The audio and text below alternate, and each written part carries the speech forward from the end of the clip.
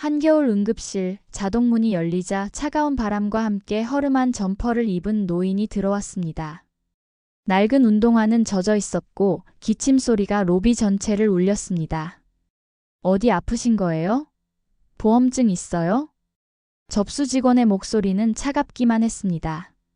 노인이 보험증을 꺼내자 직원은 한 번 훑어보더니 코웃음을 쳤습니다. 아, 의료급여 환자시네요. 저기 파란 의자에 앉아서 기다리세요.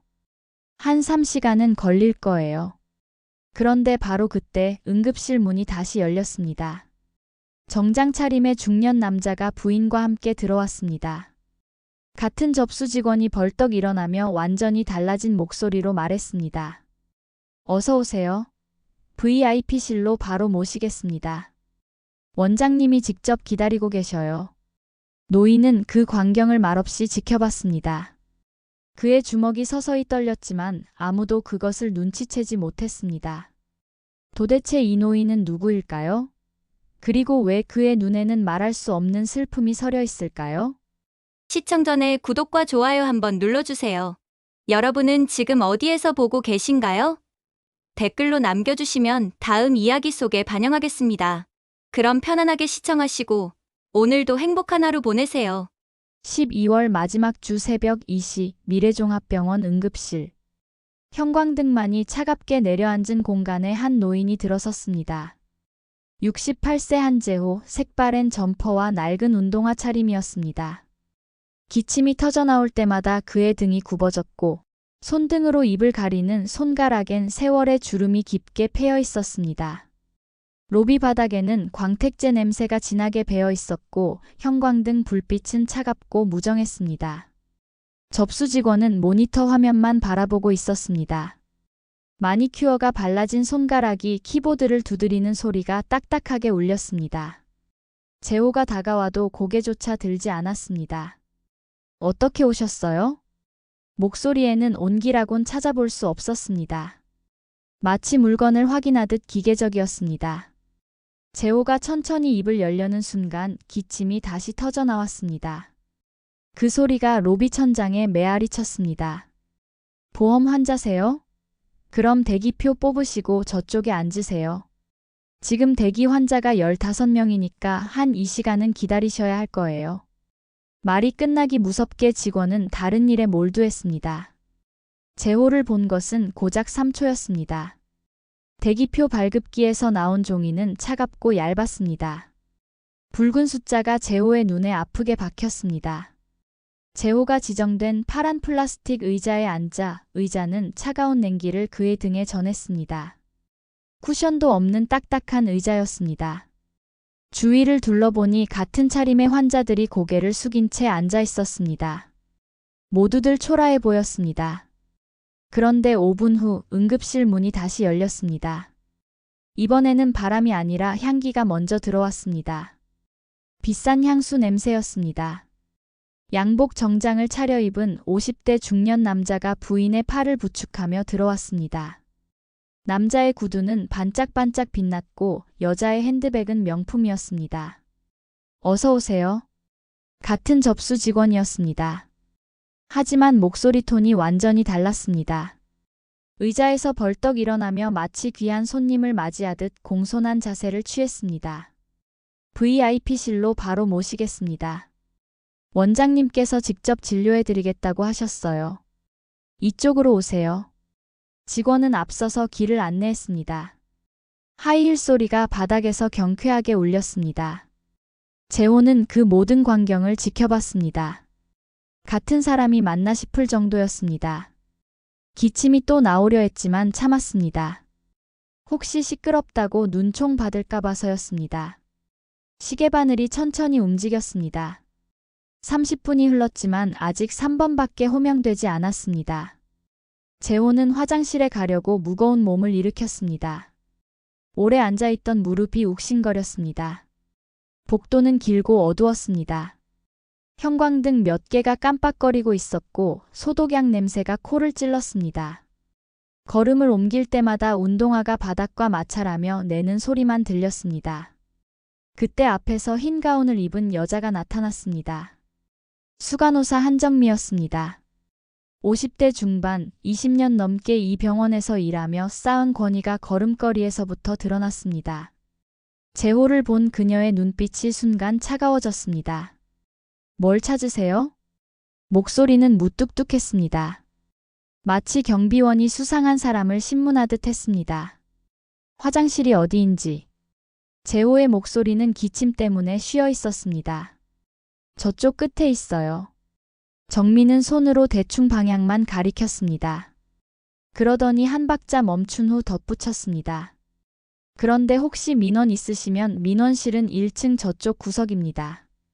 재호의 얼굴이 굳었습니다. 민원을 제기할 것 같은 사람으로 본 것입니다. 그는 조용히 고개를 끄덕였습니다. 정민은 재호가 사라질 때까지 의심스러운 눈으로 지켜봤습니다. 화장실은 낡고 어두웠습니다. 거울 속 재호의 모습은 초라했습니다. 주름진 얼굴, 헝클어진 머리, 색바랜 옷. 스스로 봐도 초라한 노인이었습니다. 찬물로 얼굴을 씻자 차가운 물방울이 뺨을 타고 흘러내렸습니다. 화장실에서 나오는 재호를 본 사람이 있었습니다. 26세 신입 간호사 윤서진이었습니다. 그녀의 얼굴에는 3개월 된 신입다운 초롱초롱함이 남아 있었습니다. 하지만 동시에 걱정스러운 표정도 스쳐갔습니다. 할아버지 괜찮으세요? 서진의 목소리는 따뜻했습니다. 마치 겨울날 따뜻한 방에서 나오는 공기처럼. 기침이 심하신 것 같은데. 잠깐만 기다리세요. 서진은 근처 가니 싱크대에서 종이컵에 물을 받아왔습니다. 물은 미지근했지만 재호에게는 꿀물처럼 달콤했습니다. 잠깐 앉으세요. 호흡 천천히 하시고요. 서진이 가져온 의자는 쿠션이 있는 것이었습니다. 재호가 앉자 처음으로 몸이 편해졌습니다. 고맙습니다. 재호의 목소리는 쉬어 있었지만 진심이 깊게 배어 있었습니다. 오늘 밤 처음으로 사람 대접을 받은 기분이었습니다. 그의 눈시울이 붉어졌습니다. 그런데 바로 그때였습니다. 딱딱한 하이힐 소리가 복도에 울렸습니다. 수간호사 정미가 나타난 것입니다. 윤 간호사, 뭐하고 있어요? 정미의 목소리는 차갑게 내려앉았습니다. 환자 관리는 담당 간호사가 하는 거예요. 당신이 나설 일이 아니고요. 서진은 당황했습니다. 얼굴이 하얗게 질렸습니다.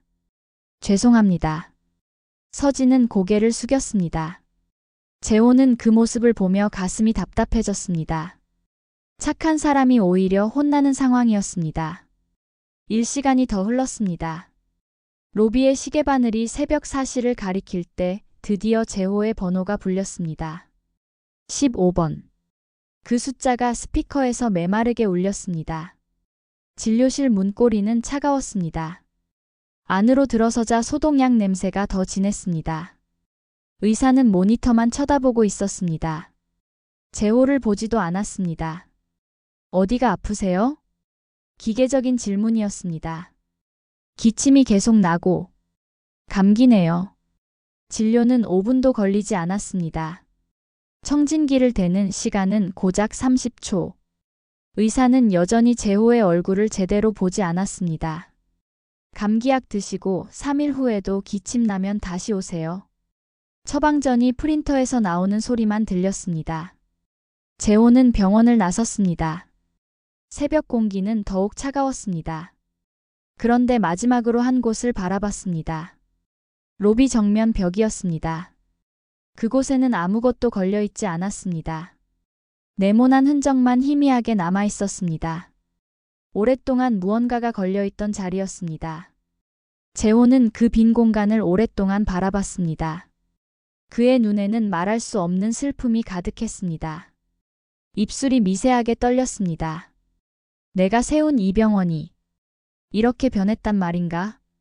작은 중얼거림이 차가운 새벽 공기에 흩어졌습니다. 재호의 뒷모습이 어둠 속으로 사라져갔습니다. 이틀 후 경기도 외곽 작은 농촌 마을. 아침 안개가 논밭을 하얗게 덮고 있었습니다. 마을 입구 정자에서는 라디오에서 나오는 경쾌한 체조 음악이 흘러나왔습니다. 재호는 70대 어르신들과 함께 팔을 흔들고 있었습니다. 어제까지의 초라한 모습은 온데간데 없었습니다. 얼굴에는 미소가 번져 있었고 움직임에는 활력이 넘쳤습니다. 재호야, 오늘도 나왔구나. 몸은 좀 어떠냐? 마을 이장 김서방이 물었습니다. 60년 넘게 이 마을에서 산 토박이었습니다. 괜찮습니다. 약 먹으니까 기침이 좀 줄었어요. 재호의 목소리는 환했습니다. 이틀 전 응급실에서의 쉰 목소리와는 완전히 달랐습니다. 체조가 끝나자 어르신들은 삼삼오오 흩어졌습니다. 재호는 마을 구멍가게로 향했습니다. 아침 7시 30분, 아이들이 학교 가기 전에 간식을 사러 오는 시간이었습니다. 할아버지 왔다. 멀리서 아이들의 목소리가 들렸습니다. 초등학생 4명이 배낭을 메고 달려왔습니다. 그들의 얼굴은 장밋빛으로 붉어 있었고 눈은 반짝반짝 빛났습니다. 오늘도 과자 사주실 거죠? 가장 어린 아이가 재호의 손을 잡으며 말했습니다. 작은 손이 따뜻했습니다. 그래, 오늘은 뭘 먹고 싶어? 재호의 얼굴이 온화해졌습니다. 아이들이 과자를 고르는 동안 그는 단 하나도 놓치지 않으려는 듯 그 모습들을 지켜봤습니다. 가게 주인 박 씨가 다가왔습니다. 50대 중반, 20년 넘게 이 가게를 운영해온 사람이었습니다. 재호 형님, 매일 이러시면 안 되는데. 아이들이 자꾸 의존하게 돼요. 괜찮아요. 어차피 혼자 사는 몸인데 이 정도 기쁨은 있어야죠. 재호의 말에는 외로움이 스며 있었습니다. 하지만 아이들을 바라보는 눈빛만큼은 따뜻했습니다. 오후가 되자 해는 서쪽으로 기울어졌습니다. 재호는 마을 끝자락 배추밭으로 향했습니다. 80세가 넘은 할머니가 허리를 굽힌 채 혼자서 배추를 뽑고 있었습니다. 그 모습이 안타까워 보였습니다. 할머니, 제가 도와드릴게요. 재호는 말없이 할머니 옆에 앉아 배추를 뽑기 시작했습니다. 흙이 손톱 사이에 끼었지만 개의치 않았습니다. 2시간 동안 묵묵히 일했습니다. 재호야, 고마워. 너 없었으면 어쩔 뻔했니? 할머니의 주름진 손이 재호의 손등을 쓰다듬었습니다. 그 손길이 따뜻했습니다. 해가 저물 무렵 재호는 집으로 돌아왔습니다. 20평짜리 작은 전원주택. 마당에는 감나무 한 그루가 서 있었고 현관문은 낡았지만 정성껏 관리되어 있었습니다. 거실에 들어서자 고요함이 그를 맞아주었습니다. 혼자 사는 집 특유의 적막감이었습니다. 하지만 한 켠에 걸린 사진이 그 적막을 따뜻하게 만들어주고 있었습니다. 30년 전 젊은 시절의 재호와 아름다운 여인이 함께 웃고 있는 사진이었습니다. 여자의 미소는 햇살처럼 밝았고 재호의 눈빛은 사랑으로 가득했습니다. 그의 아내 김미영이었습니다. 재호는 그 사진을 바라보며 30년 전으로 시간여행을 떠났습니다. 1995년 겨울. 재호는 35세의 혈기왕성한 사업가였습니다. 작은 건설회사를 운영하며 성공가도를 달리고 있었습니다. 새로 지은 아파트에서 아내와 함께 행복한 신혼생활을 보내고 있었습니다. 그런데 그해 12월 어느 날 모든 것이 순식간에 바뀌었습니다. 아버지가 갑자기 쓰러진 것입니다. 재호야, 아버지가. 어머니의 떨리는 전화 소리가 아직도 귓가에 생생했습니다. 병원으로 달려갔을 때 아버지는 의식을 잃은 채 응급실 침대에 누워 계셨습니다. 얼굴은 하얗게 질려 있었고 숨소리는 가빴습니다. 심근경색입니다. 상당히 위험한 상태예요. 의사의 말에 재호의 다리가 풀렸습니다. 그럼 수술을 해야 하는 거 아닙니까? 죄송하지만 저희 병원은 심장 수술 장비가 없습니다. 큰 병원으로 가셔야 해요. 첫 번째 좌절이었습니다. 급히 아버지를 큰 병원으로 옮겼습니다. 하지만 거기서도 충격적인 말을 들었습니다. 지금 수술실이 다 찬 상태입니다. 내일 아침에 오세요.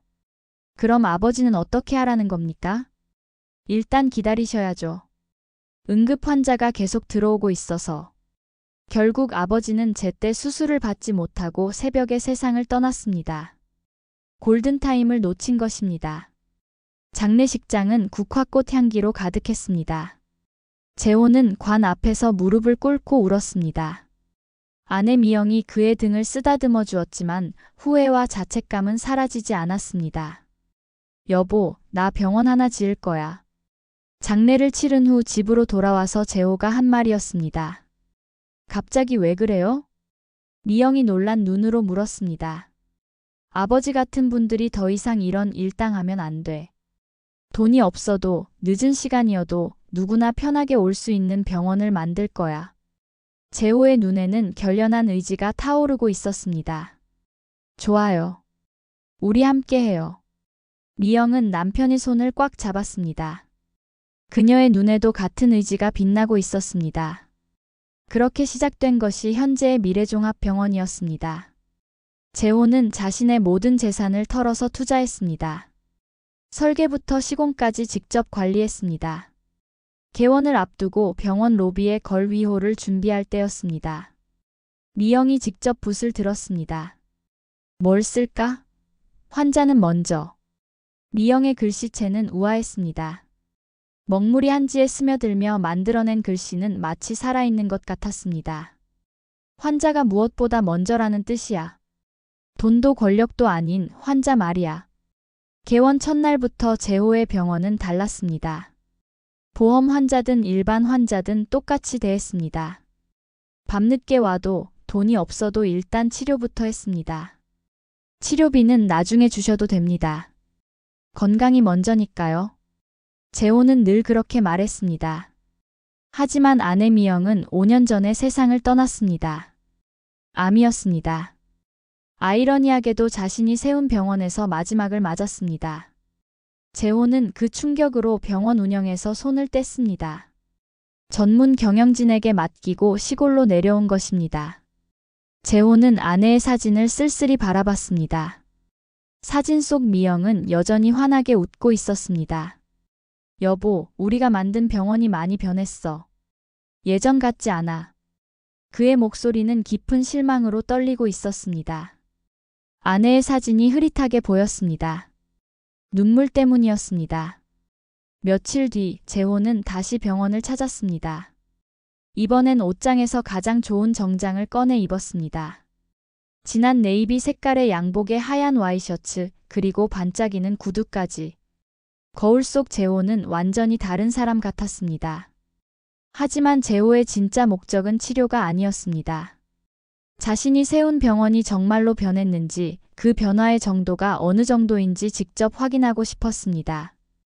오전 10시 재호가 병원 로비에 들어서자 분위기가 확연히 달랐습니다.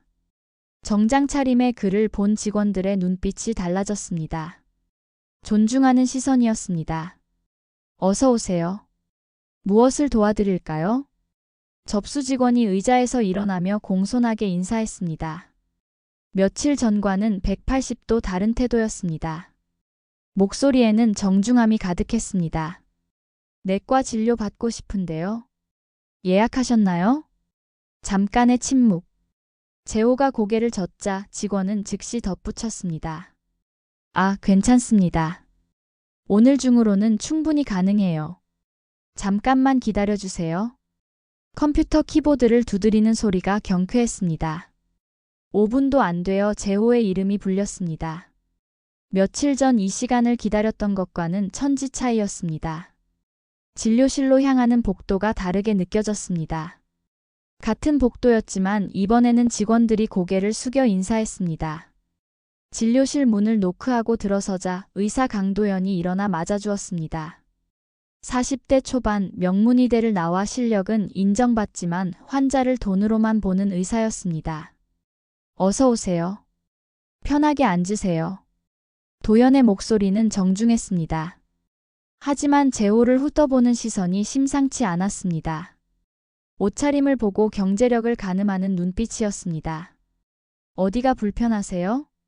기침이 계속 나고 가슴이 답답해서요. 재호는 며칠 전과 똑같은 증상을 말했습니다. 언제부터 그러셨죠? 혹시 흡연하시나요? 가족력은 어떻게 되세요? 질문이 자세했습니다. 도현은 청진기로 재호의 가슴을 꼼꼼히 들어봤습니다. 등도 모두 확인했습니다. 엑스레이도 찍어보시죠. 혹시 모르니까 혈액 검사도 해보시고요. 며칠 전과는 완전히 다른 태도였습니다. 그때는 5분 만에 감기약만 처방했는데 이번에는 정밀검사까지 권했습니다. 검사 결과를 기다리는 동안 재호는 병원 곳곳을 둘러봤습니다. 15년 전 자신이 설계했던 모습과는 많이 달라져 있었습니다. 로비 한쪽에는 금색 간판으로 VIP 전용 안내 데스크가 새로 생겼습니다. 대리석으로 만든 고급스러운 데스크 뒤로는 가죽 소파가 놓여 있었습니다. 반면 일반 환자들이 앉는 곳은 구석진 자리에 딱딱한 플라스틱 의자였습니다. 쿠션도 없고 등받이도 낮아서 오래 앉기 불편해 보였습니다. 그때 재호의 눈에 익숙한 모습이 들어왔습니다. 며칠 전 자신에게 따뜻한 물을 가져다 주었던 신입 간호사 서진이었습니다. 그녀는 휠체어를 탄 할머니를 정성스럽게 모시고 있었습니다. 할머니, 천천히 일어나세요. 제가 도와드릴게요. 서진의 목소리는 마치 손녀가 할머니를 대하는 것처럼 다정했습니다. 할머니의 팔을 조심스럽게 부축하며 침대로 옮겨드렸습니다. 그런데 그 모습을 지켜보던 수간호사 정미가 성큼성큼 다가왔습니다. 하이힐 소리가 바닥에 날카롭게 울렸습니다. 윤 간호사, 지금 VIP 병실 정리해야 하는데 뭐하고 있어요? 정미의 목소리는 차갑고 날카로웠습니다. 할머니가 일어서시기 힘들어하셔서. 서진의 목소리가 작아졌습니다. 그건 보호자가 할 일이에요. 간호사는 효율적으로 움직여야 한다고 몇 번 말했잖아요. 정미는 팔짱을 끼며 서진을 노려봤습니다. 서진은 할머니에게 죄송하다는 눈빛을 보내며 자리를 떠났습니다.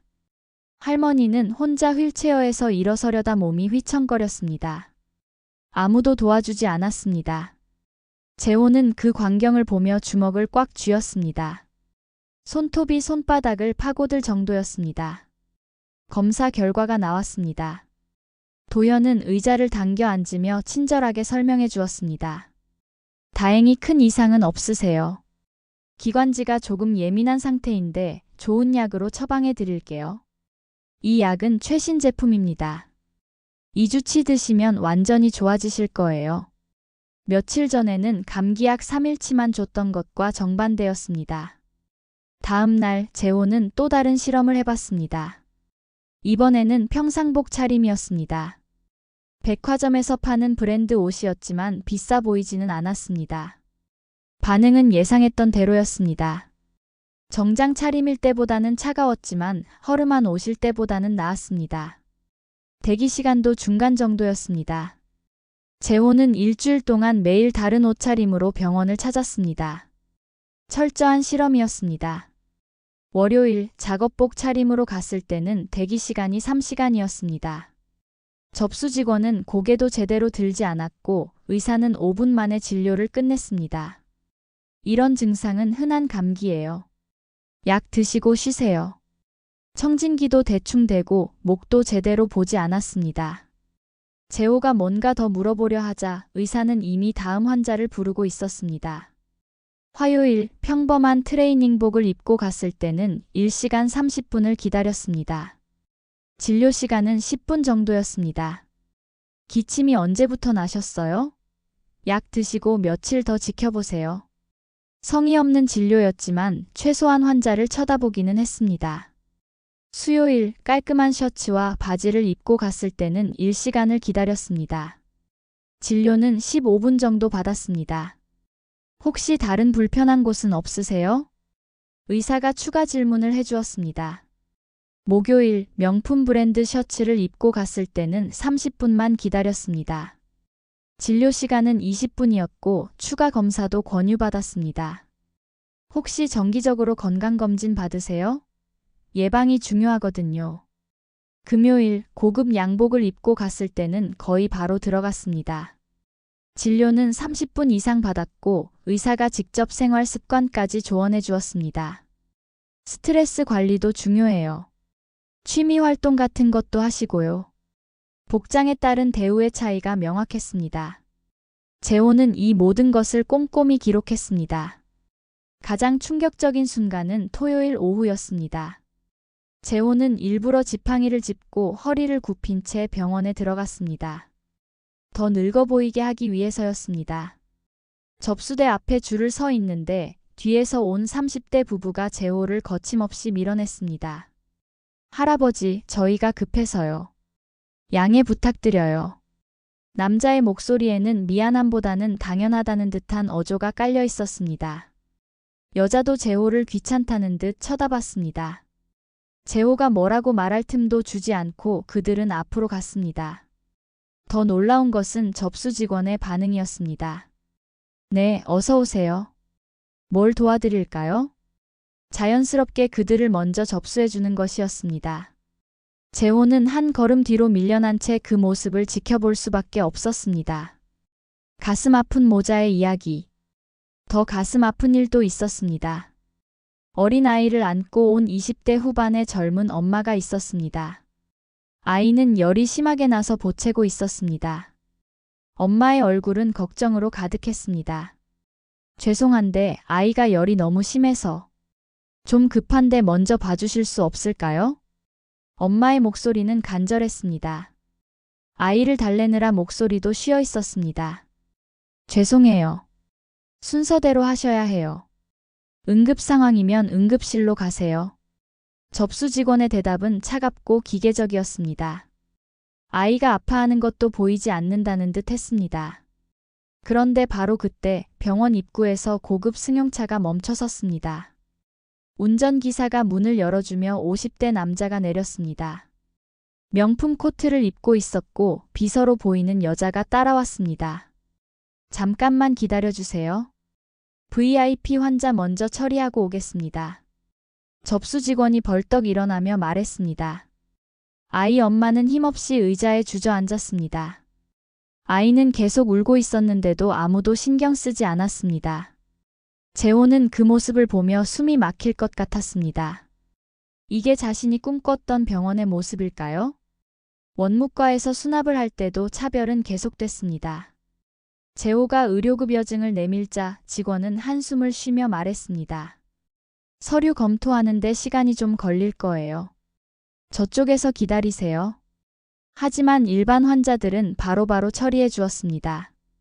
특히 VIP 환자들은 별도의 창구에서 신속하게 처리됐습니다. VIP 고객님은 이쪽으로 오세요. 바로 처리해 드리겠습니다. 같은 원무과였지만 완전히 다른 세계였습니다. 어느 날 재호가 엘리베이터를 타려고 하는데 정장 차림의 사람들이 먼저 타더니 재호를 보고는 다음껏 타세요 라고 했습니다. 자리가 충분히 있었는데도 말입니다. 저희는 VIP 진료받으러 가는 중이라서요. 한 명이 말했습니다. 재호는 문이 닫히는 엘리베이터를 바라보며 계단으로 올라가야 했습니다. 어느 날 점심시간 재호는 병원 지하 식당에서 직원들의 대화를 엿들었습니다. 허름한 옷차림의 그는 구석자리에 앉아 있었는데 아무도 그를 주목하지 않았습니다. 요즘 보험 환자들 진짜 많아져서 짜증나. 한 간호사가 말했습니다. 맞아. 똑같은 일하는데 수가는 절반이야. 차라리 VIP 환자만 받으면 좋겠어. 다른 간호사가 거들었습니다. 그러게. 특히 나이 많은 분들은 진짜 까다로워. 이것저것 다 물어보고. VIP 환자들은 달라. 돈도 잘 주고 감사 인사도 제대로 하고. 재호는 그 대화를 들으며 가슴이 무너져 내리는 것을 느꼈습니다. 자신이 세운 병원의 직원들이 환자를 이렇게 생각하고 있었던 것입니다. 그로부터 3일 뒤 12월의 마지막 밤이었습니다. 하늘에서는 굵은 빗방울이 쏟아지고 있었고 바람은 창문을 흔들며 울부짖었습니다. 재호는 마을에서 급한 일을 보고 늦은 시간에 서울로 올라오는 길이었습니다. 마을 이장의 부인이 갑자기 쓰러져서 큰 병원으로 모셔야 한다는 연락을 받았던 것입니다. 이장 부부에게는 자식이 없었고 재호가 아들 같은 존재였습니다. 다행히 이장 부인은 큰 이상 없이 입원했지만 재호가 집으로 돌아가는 길은 험난했습니다. 버스 정류장에서 내리다가 빗물에 젖은 계단에 발을 헛디뎠습니다. 무릎이 아스팔트에 부딪히며 날카로운 통증이 스쳐갔습니다. 바지가 찢어지고 피가 스며나왔습니다. 상처는 생각보다 깊었습니다. 이 시간에 문을 연 곳은 자신의 병원뿐이었습니다. 아이러니했습니다. 자신이 세운 병원에 환자로 찾아가야 하다니. 밤 11시 빗속을 뚫고 응급실에 도착했습니다. 평소처럼 허름한 점퍼 차림에 찢어진 바지, 그리고 피가 흐르는 무릎. 초라한 모습 그 자체였습니다. 자동문이 열리자 따뜻한 공기가 얼굴을 스쳤습니다. 하지만 당직 간호사의 시선은 차가웠습니다. 어떻게 다치셨어요? 귀찮다는 듯한 목소리였습니다. 심지어 고개도 제대로 들지 않고 서류를 보며 물었습니다. 넘어져서 무릎을 다쳤어요. 재호의 바지에서는 아직도 피가 스며나오고 있었습니다. 하지만 간호사는 별 관심이 없어 보였습니다. 소독하고 밴드 붙여드릴게요. 잠깐 기다려주세요. 간호사는 여전히 서류에서 눈을 떼지 않았습니다. 재호보다 서류가 더 중요해 보였습니다. 재호가 대기 의자에 앉아 있을 때였습니다. 무릎에서 피가 계속 흘러나왔지만 아무도 서둘러주지 않았습니다. 오히려 재호가 의자를 더럽힌다며 눈살을 찌푸리는 청소부도 있었습니다. 그때 응급실 문이 다시 열렸습니다. 이번에는 3명이 함께 들어왔습니다.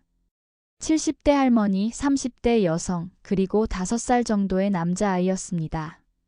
할머니는 딸의 부축을 받으며 겨우 걸어왔습니다. 얼굴은 창백했고 손은 떨리고 있었습니다. 아이는 엄마 품에서 칭얼거렸습니다. 열이 심하게 나는 것 같았습니다. 할머니가 갑자기 쓰러지셔서, 그리고 아이도 열이 너무 높아서. 젊은 여성의 목소리는 떨리고 있었습니다. 울음을 참는 것 같았습니다. 한 번에 2명을 돌봐야 하는 상황이 얼마나 힘들었을까요? 재호는 그 모습을 보며 15년 전 아버지를 잃었던 그날이 떠올랐습니다. 똑같은 상황이었습니다. 도움이 절실한 사람들이 병원에서 외면당하는 모습. 하지만 당직 간호사의 반응은 더욱 냉정했습니다. 예약 없으면 오늘은 어려워요. 내일 아침에 오시든지 아니면 다른 병원 알아보세요. 마치 물건을 거부하듯 단호한 목소리였습니다. 하지만 할머니가 의식을 잃으셨다가 깨셨거든요. 정말 급해요. 여성의 목소리가 더욱 간절해졌습니다. 그럼 119 불러서 큰 병원으로 가세요. 저희는 지금 당직 의사 1명밖에 없어서 무리예요. 간호사는 고개를 저었습니다. 마치 자신과는 상관없는 일이라는 듯이. 그때 아이가 더 심하게 울기 시작했습니다. 열 때문에 힘들어하는 것 같았습니다. 작은 몸이 달아오른 것이 멀리서도 보였습니다. 엄마. 아파요. 엄마. 아이의 작은 목소리가 재호의 가슴을 찔렀습니다. 자신의 아버지도 이 아이도 모두 병원에서 제때 도움을 받지 못하는 상황이었습니다. 재호는 그 광경을 보며 가슴이 미어지는 것을 느꼈습니다. 15년 전 아버지를 잃었던 그날 밤이 생생하게 떠올랐습니다. 똑같은 상황이었습니다. 도움이 필요한 사람을 외면하는 차가운 현실. 바로 그때 복도 저편에서 익숙한 모습이 나타났습니다. 신입 간호사 서진이었습니다. 야간 근무 중이었던 것입니다. 그녀는 상황을 파악하자마자 즉시 행동에 나섰습니다. 무슨 일이세요? 서진의 목소리에는 걱정이 가득했습니다. 할머니, 여기 앉으세요. 아이는 제가 안을게요. 서진은 재빨리 휠체어를 가져와 할머니를 앉혔습니다. 그리고 아이를 조심스럽게 안아 올렸습니다. 아이는 서진의 품에서 점차 울음을 그쳤습니다. 괜찮아, 이제 좋아질 거야. 무서워하지 마. 서진이 아이를 달래는 목소리는 천사 같았습니다. 아이는 서진의 따뜻한 품에서 안정을 찾았습니다. 당직 간호사가 불쾌한 표정으로 말했습니다. 윤 간호사, 예약 없는 환자는 응급 환자잖아요. 일단 안정시킨 다음에 이야기해요. 서진의 목소리는 단호했습니다. 환자를 먼저 생각하는 마음이 그녀를 강하게 만들었습니다. 정미의 등장과 갈등 격화. 그런데 그 순간 딱딱한 하이힐 소리가 복도에 울렸습니다. 수간호사 정미가 야간 순찰을 나온 것이었습니다. 그녀의 얼굴에는 불쾌함이 가득했습니다. 윤 간호사, 뭐 하는 거예요? 정미의 목소리는 칼날처럼 차가웠습니다. 응급 환자가 와서. 예약도 없이 온 환자를 왜 받아요? 우리 병원 규정 모르세요? 정미는 팔짱을 끼며 서진을 노려봤습니다. 하지만 할머니 상태가. 그건 119에서 처리할 일이에요. 당신이 나서서 할 일이 아니고요. 정미의 말이 점점 거세졌습니다. 마치 서진이 큰 잘못을 저지른 것처럼 말했습니다. 우리 병원은 자선단체가 아니에요. 규정을 지켜야 해요. 젊은 여성이 무릎을 꿇을 듯한 자세로 애원했습니다. 제발요. 다른 병원은 너무 멀어서. 아이가 너무 아파해요. 하지만 정미는 단호했습니다. 죄송하지만 안 됩니다. 우리도 규칙이 있어서요. 이해해 주세요. 재호의 결정적 개입. 그때 재호가 일어섰습니다. 무릎의 상처도 잊은 채로. 더 이상 참을 수 없었습니다. 제가 치료비 대신 내겠습니다. 재호의 목소리가 응급실 전체에 울려 퍼졌습니다. 모든 시선이 그에게 집중됐습니다. 정미와 당직 간호사가 재호를 훑어봤습니다. 허름한 점퍼에 찢어진 바지, 그리고 피가 마른 무릎. 이런 사람이 무슨 돈이 있을까 하는 표정이었습니다. 할아버지, 고맙긴 하지만 정미의 목소리에는 비웃음이 섞여 있었습니다. 치료비가 만만치 않을 거예요. 할머니 검사에 아이 치료까지 하면 적어도 50만 원은 나올 텐데요. 정미는 일부러 큰 금액을 말하며 재호를 당황시키려 했습니다. 재호는 주머니에서 지갑을 꺼냈습니다. 그리고 검은색 카드를 내밀었습니다. 이걸로 결제하겠습니다. 얼마든지요. 블랙카드였습니다. 정미와 간호사의 표정이 순간 굳었습니다. 하지만 여전히 믿지 못하겠다는 표정이었습니다. 그럼 일단 간단한 검사만 해보겠습니다. 정미의 태도가 180도 바뀌었습니다. 하지만 여전히 못마땅해 했습니다. 치료와 감동. 서진은 감사의 눈빛을 보냈습니다. 그리고 할머니와 아이를 더욱 정성껏 돌봤습니다. 할머니 혈압부터 재보겠습니다. 아이는 체온 재고 간단한 검사해 볼게요. 서진의 손길은 정말 부드러웠습니다. 할머니는 서진의 손을 잡으며 말했습니다. 고맙다, 아가야. 네가 아니었으면. 아이도 서진에게 안겨서는 더 이상 울지 않았습니다. 간호사 언니, 고마워요. 아이의 맑은 목소리가 응급실의 따뜻함을 불러일으켰습니다. 1시간 후, 다행히 할머니는 과로로 인한 일시적 어지러움이었고, 아이도 해열제를 맞고 나서 많이 좋아졌습니다. 젊은 여성이 재호에게 깊숙이 인사했습니다. 정말 고맙습니다. 이 은혜를 어떻게 갚아야 할지. 여성의 눈에는 눈물이 가득했습니다. 할아버지가 아니었다면 저희는 정말 됐습니다. 괜찮아졌으니까 그걸로 좋게요. 재호는 담담하게 말했습니다. 하지만 가슴속에서는 복잡한 감정들이 소용돌이치고 있었습니다. 할머니도 재호의 손을 꼭 잡았습니다. 은인이시네요. 이런 분이 계셨다니. 아이도 재호에게 다가와 꼬마 손으로 안았습니다. 할아버지, 고마워요. 가족이 떠난 후 재호는 서진에게 다가갔습니다. 간호사님, 고생 많으셨어요. 아니에요. 당연한 일인데요. 서진의 눈에는 눈물이 맺혀 있었습니다. 그런데 할아버지야말로 정말 고맙습니다. 할아버지가 아니었다면 병원이 이런 곳이어야 한다고 생각해요. 서진이 재호를 바라보며 말했습니다. 돈이 있든 없든 환자가 먼저잖아요. 그런데 요즘은 서진의 목소리가 작아졌습니다. 요즘은 너무 차가워진 것 같아요. 환자를 사람이 아니라 돈으로만 보는 것 같아서. 재호는 그 말을 듣고 가슴이 뜨거워졌습니다. 자신이 15년 전에 했던 말이었습니다. 아직 그 정신을 기억하고 있는 사람이 있었던 것입니다. 간호사님 같은 분이 계셔서 다행이에요. 재호의 목소리에는 진심이 담겨 있었습니다. 환자를 진정으로 생각하는 마음, 그게 의료진의 첫 번째 덕목이죠. 집으로 돌아가는 길, 재호는 아내의 시계를 만져봤습니다. 미영이 마지막으로 남긴 유품이었습니다. 시계는 여전히 정확한 시간을 가리키고 있었습니다. 여보, 아직 희망이 있는 것 같아. 서진 같은 사람이 있으니까. 버스 안에서 재호는 창밖을 바라보며 중얼거렸습니다. 그 아이는 아직 우리가 처음에 가졌던 마음을 기억하고 있어. 환자를 먼저 생각하는 마음을. 하지만 동시에 분노도 솟아올랐습니다. 자신이 세운 원칙들이 무너져가는 것에 대한 분노였습니다. 하지만 이제 내가 나설 차례인 것 같아. 더 이상 지켜볼 수만은 없어. 재호의 눈에는 단단한 결심이 서려 있었습니다. 차가운 겨울바람이 버스 창문을 때렸지만 그의 마음은 불타오르고 있었습니다. 시골집에 도착한 재호는 거실에 앉아 아내의 사진을 바라봤습니다. 그는 책상 서랍에서 오래된 서류들을 꺼냈습니다. 병원 설립 당시의 문서들이었습니다.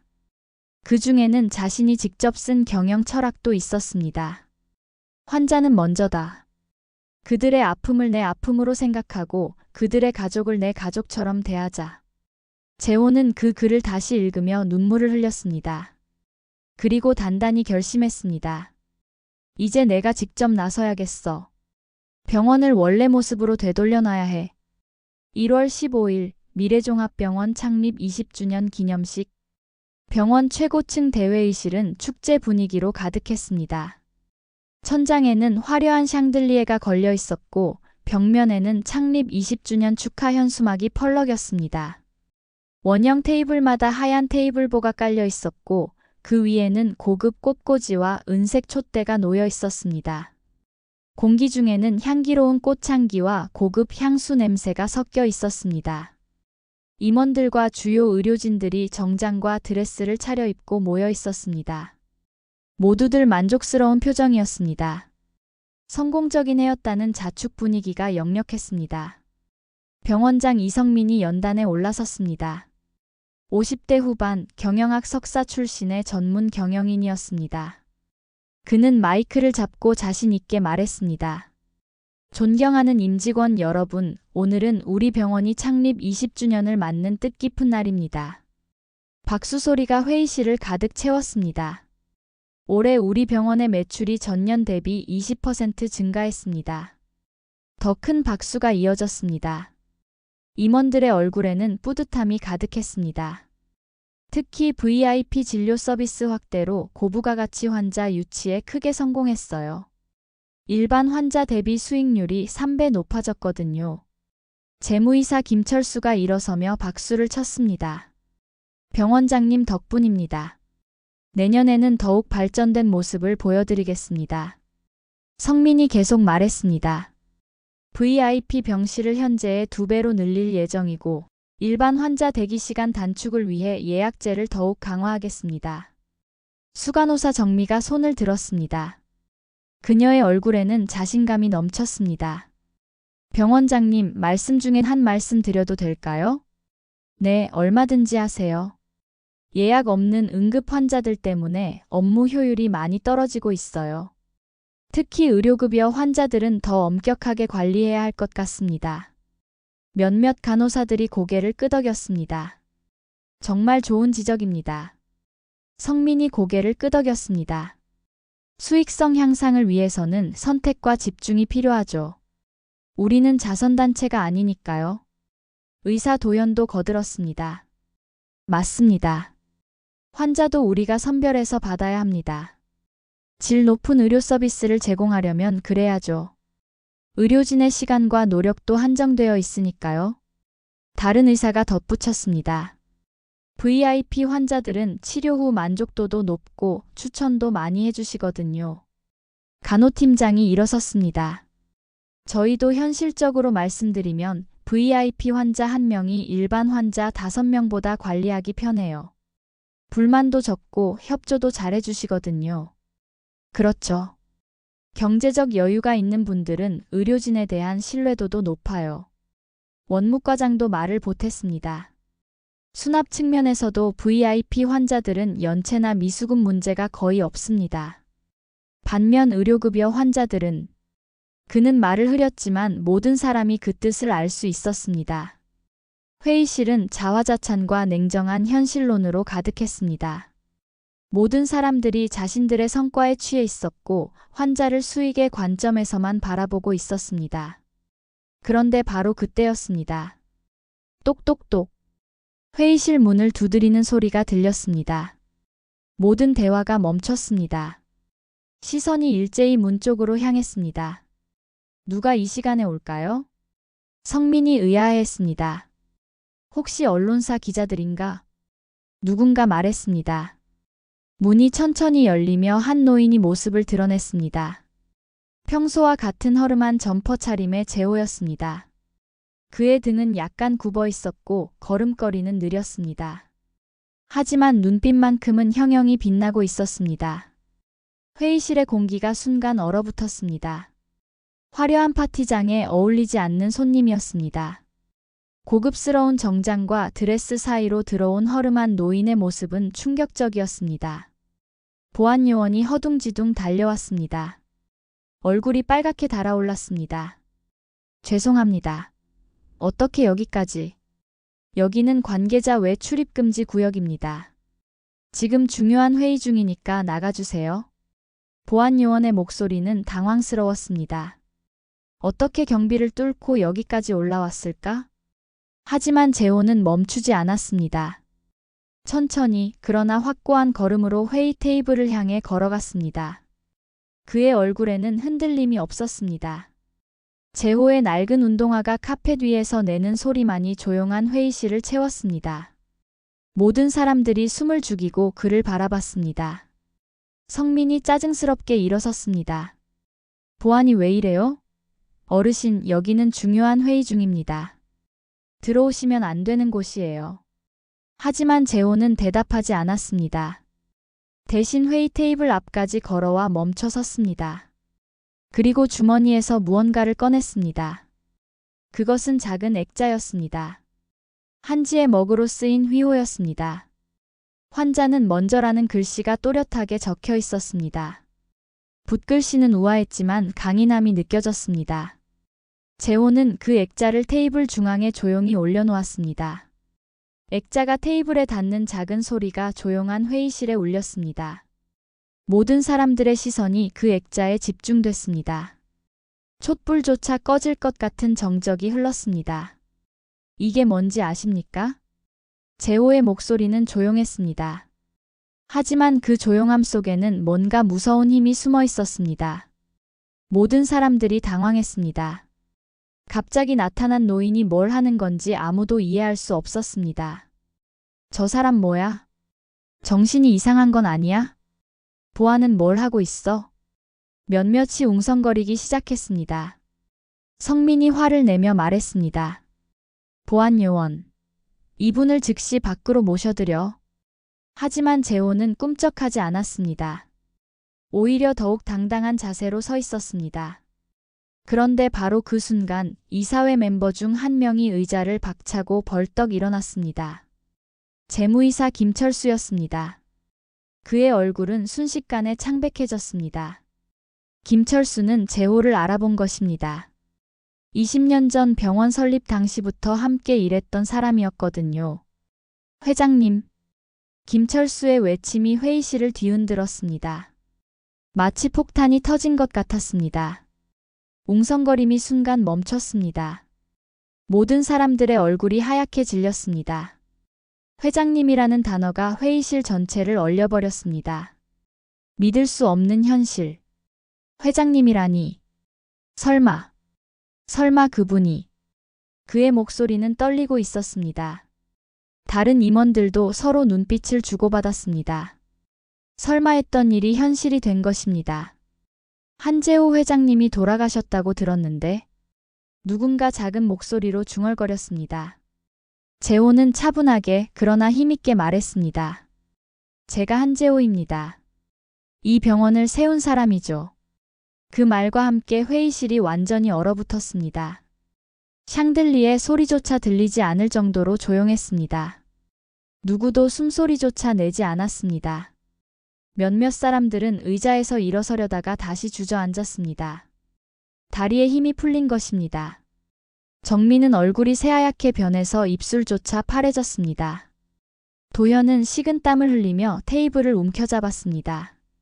재호는 액자를 손으로 쓰다듬으며 계속했습니다. 20년 전 이 병원을 세울 때 제가 세운 원칙입니다. 그의 목소리에는 깊은 감정이 스며 있었습니다.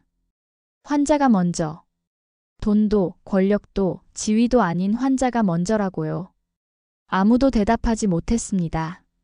모든 시선이 재호에게 고정되어 있었습니다. 재호의 눈빛이 날카로워졌습니다.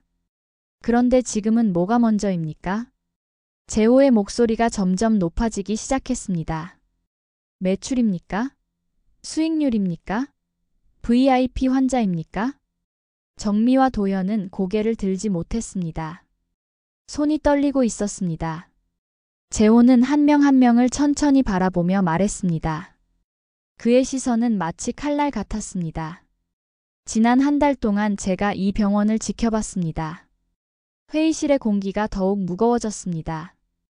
허름한 옷을 입고 와서 여러분들이 환자를 어떻게 대하는지 직접 경험했어요.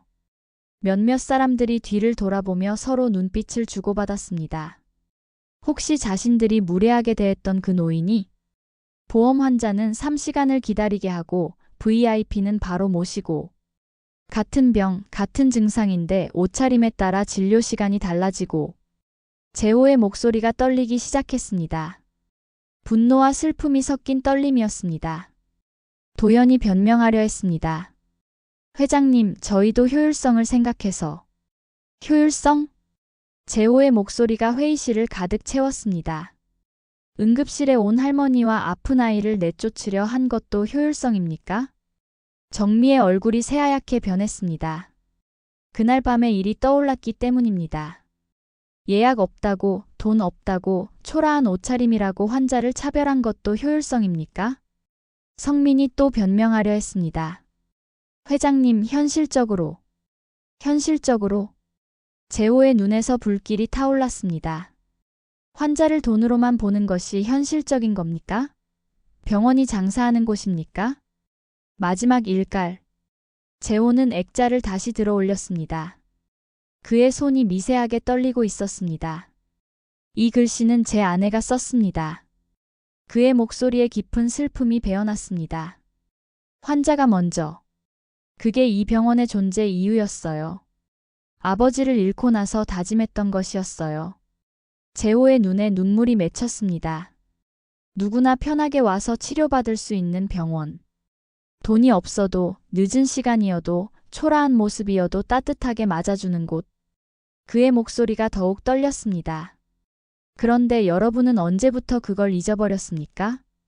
회의실은 죽음과 같은 침묵에 휩싸였습니다. 오늘부터 모든 것이 달라질 겁니다.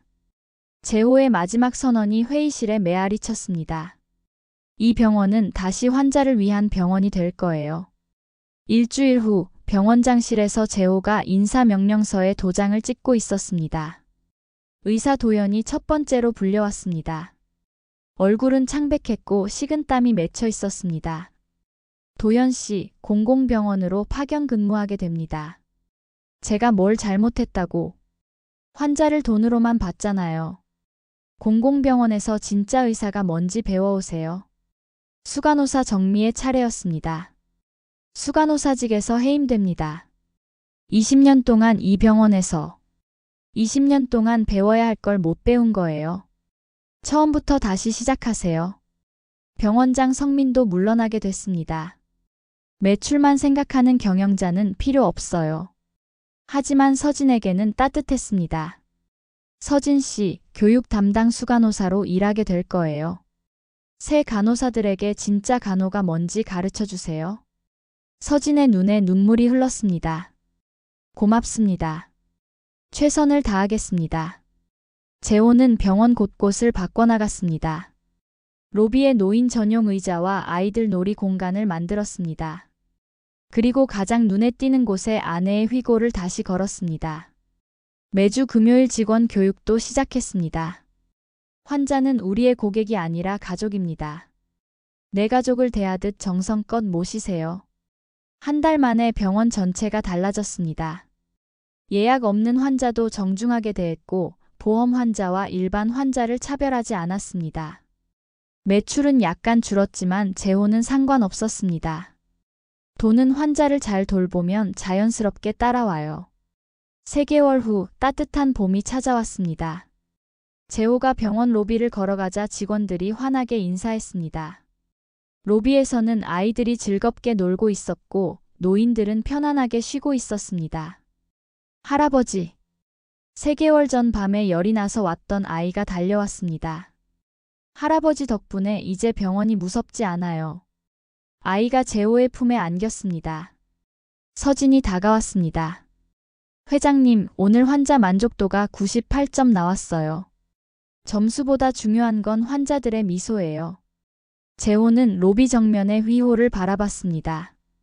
환자는 먼저라는 글씨가 따스한 햇살을 받고 있었습니다.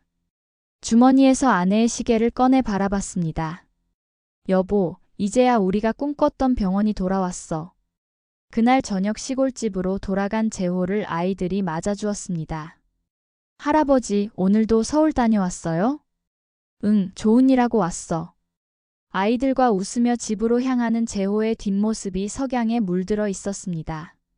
세상에는 겉으로 보기엔 평범해 보이지만 사실은 놀라운 이야기를 가진 분들이 많습니다.